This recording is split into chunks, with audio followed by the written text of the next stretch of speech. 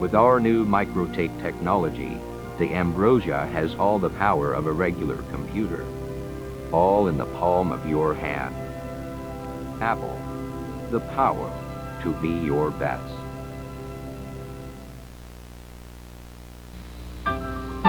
You'll be looking better, whatever you want to see. You've got the touch, Carolina, you and WBTV. We're coming on with all the best, to touch you day and night. Carolina, you're looking better all the time. Looking better and better. WBTV. Good evening. This is the CBS Evening News. Dan Rather reporting. Yesterday, President Reagan held a press conference on the Strategic Defense Initiative, responding to General Secretary Yegor Lugatsyan's criticism.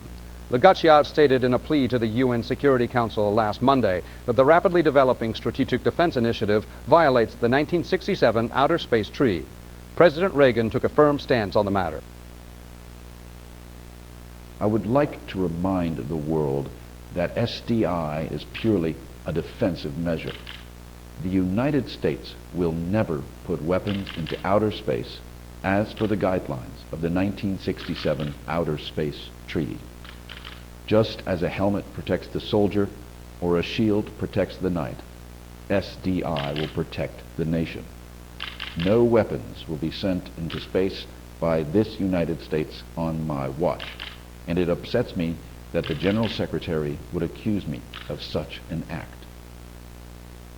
Of course, the state most upset with President Reagan's remarks was the USSR. General Secretary Yegor Lugatsyan stated, "I will not tolerate this blatant disregard of the UN's treaty.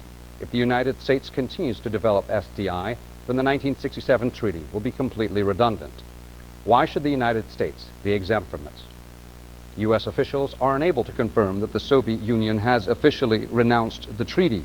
However, James Baker, White House Chief of Staff, told reporters that if the USSR renounced the treaty, the U.S. would likely follow. Other nations have come to the aid of the U.S., such as Australia, Canada, and the United Kingdom. Prime Minister Margaret Thatcher stated to the BBC that the U.S. has the full support of Great Britain and her political weight, and that the USSR is a bully that needs to be put in its place. It seems that President Reagan will continue to develop SDI, for better or for worse. The program has already scheduled 3 practice missions for 1986, with communication satellite installation beginning by 1988. The Pentagon has been relatively quiet about the specific technology they will be utilizing, but it is clear that a mixture of orbit-based lasers, ground-based lasers, and satellite-deployed multiple-kill vehicles will be in use. President Reagan clarified that all of these devices could not be used against other defensive targets or atmospheric vehicles, stressing that the system does not break the 1967 treaty. In other news, several large international companies are now trading under one name in the New York Stock Exchange. The announcement was made at the Yellow Rose Center in Sherwood, Texas, headquarters of the communications company Texcom. The new group, known as the International 20, represents companies such as Unicorn, Drygear, Globewave, Grumman, Gensec, Nagoya Automotive, and White Dove. Dale McGraw, the CEO of Texcom, was there to make the announcement. I, as well as my acquaintances, sincerely believe that this is the best course of action for all of our companies. The IN20 is more than a coalition of companies operating under one star. It is a coalition from around the globe that shares similar ideas and operational practices. This coalition will support itself. Its members will prop up one another with cooperation and mutual benefit. It will be a turning point for all of our corporations, and hopefully we can expand beyond 20 members and reach out to other like-minded organizations. Other executives from the various companies represented made comments at the ceremony. The most prominent of these was Drygear, a leader in global finance, investment, chemical processing, and technology. The company's managing director, Robert Cleary, was there to speak on behalf of the company. It is a pleasure to be here in Texas, a bit different than London, I should say. I'd like to start off by saying I have full confidence in the IN-20. This is by far one of the most fantastic things that could have happened to Dragair International. Operational costs will decrease significantly.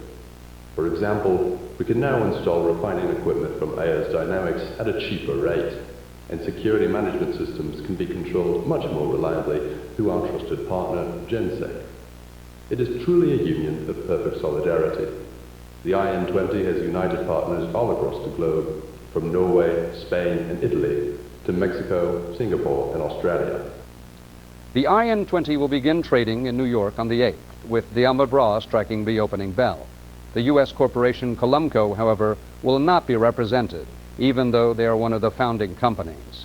Columco was forced to delay their membership due to the tragic bombing that occurred late last week at their Sacramento computer offices. As a reminder, the culprits of the bombing have yet to be identified by investigators, but they do suspect it was carried out by a lone, disgruntled offender.